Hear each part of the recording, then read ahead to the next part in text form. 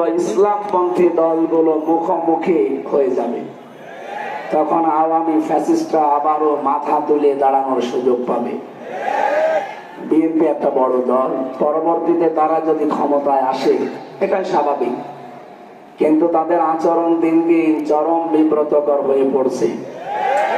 বিশেষ করে চাঁপাইনবাবগঞ্জের সাবেক, আমি এমপি বলি না, কারণ এই 3 বছরে যারা এমপি, 3বারে যারা এমপি হয়েছে এরা এমপি না, এরা চোর।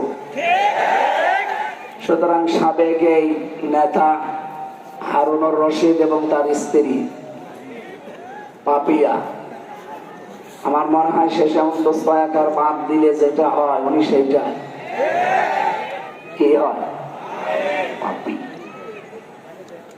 এরপরে কিশোরগঞ্জের জনাব ফজলুর রহমান, আমি নাম নিলাম না পরবর্তীতে। গত 2 দিন আগে আপনারা দেখতে পাচ্ছেন বাগেরহাটের মংলা